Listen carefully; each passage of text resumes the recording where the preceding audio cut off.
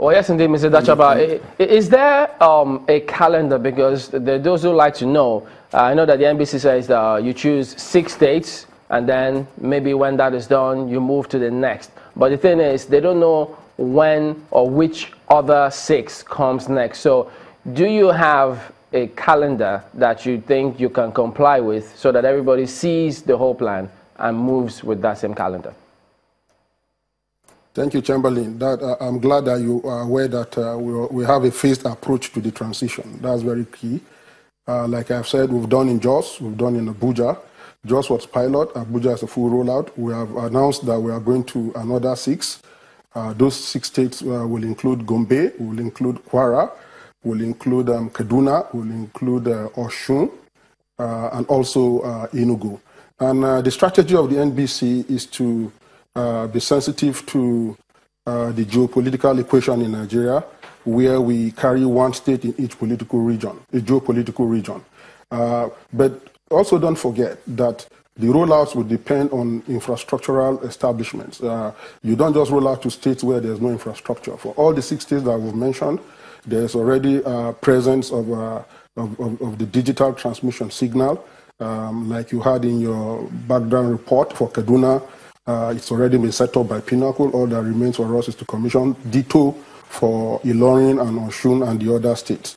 We are glad that the signal distributors are rolling us across the country. Our task is to ensure that where the rollout has taken place with regards to the setup, then we can reasonably announce that these are the 6 states that are ready. So as we roll out in these 6, we are already aggregating our thoughts, and we're already identifying the next 6 states that are ready, and we'll announce them shortly. I know you require all the support you can get in terms of funding to ensure that this happens. But if people are going to put their money, they like to know, when is the deadline for this switchover? Great question again, Chamberlain. Deadlines are important because they give you timelines, they give you the motivation, and it allows for planning, especially like you mentioned, for people who are investing.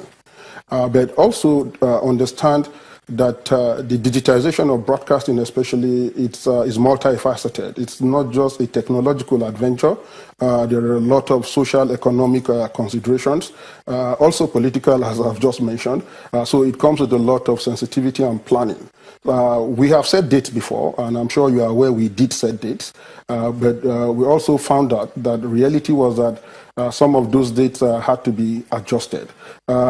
Nigeria is still going to set another date, but we will need to set this date in conjunction with other countries that are within the West African sub-region. That was what happened when we set the date for 2015.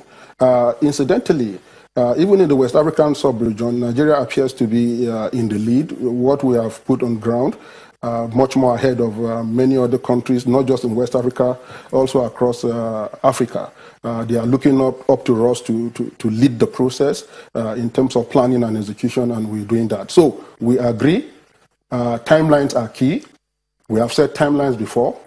We have missed some of those timelines, but we have our eyes on the ball. And what I normally would say is that we have a clearer picture now. We know what is on ground. We have rolled out in certain areas, and it's easier to complete the process. Jos happened to be amongst the first places, if not the first, where the rollout was done. What's the feedback you're getting in terms of experience from the people in Jos? That's my friend Nita. He was here in Abuja. You ran away. You've not been looking for me. Okay. All right. Jos is a fantastic experience for the NBC. Like we said, personally, I've been in this process from the beginning. All the theorizing and all the planning that we did with regards to the framework of the DSO, we had a chance to implement in Jos. And as we speak, if you go to Jos, you are going to find out that the local people in Jos are enjoying digital terrestrial television free of charge. They have 30 channels, some of them sports, some of them drama, some of them news. And this before now used to be exclusive preserve of those who could afford. So that's the whole notion. That's the whole DTT-free proposition. The experience in Jos was what we relied on to roll out again in Abuja. So, but I must also acknowledge that the totality of Plateau State has not been covered. And until that is done, we are not fully satisfied. Okay. So we just have like 4 local governments that have been covered on the Plateau. And the signal distributor for Plateau State ITS has assured that they are going to ensure that the entire Plateau State is covered. It is also our determination. It is a mandate to ensure that the rollout doesn't happen only within the cities. We need to go to the nook and cranny. We need to go also to the countryside, where the vast majority of Nigerians reside. Mr. Dachaba, you took that question from my mouth where you said the whole of Plateau State hasn't been covered. But yeah, Chamberlain asked a question about timelines. I'm sure ITS was given a timeline as at the time they're supposed to set up the 3 stations that are supposed to cover Plateau State. How's that coming on? Are they within the time frame they've been given? Yes, again, like I said, timelines are given. It is incumbent on the regulator to set timelines, and we did. Okay, in conjunction with the ITS themselves. We don't just sit down and say you do this. We normally sit down with the aggregators and all the other players and say this is where we are going. We expect that you do this within this time. Some of the challenges they've had in the plateau, especially have to do with terrain, but of course. They've set up their strategies, and we have been assured that all that is required have been deployed to Shendam and other locations where they intend to set up their transmission infrastructure. So we are very hopeful that in the next few months, the whole of Plateau State will be covered. In the same vein, you may have also noticed that it's not all the territories in the Abuja area that are covered. We've had reports of some people a bit distant from the NBC, who also, because of topography, do not also have access to some of these signals. Pinnacle Communications has also assured that they are going to set up what they call gap fillers, and just when the rains are over, they are also going to ensure that the totality of the FCT area is also covered. Okay, Mr. Dachaba, there are also concerns about there are also concerns about the transmitters installed in Jos. I mean, there's this article that's out there that ITS installed transmitters that have been discontinued by the original manufacturers, Rhodes. How do you react to that?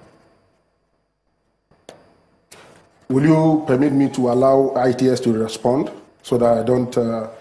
I'm not seen as speaking for a licensee. The ITS will be in a better position to explain.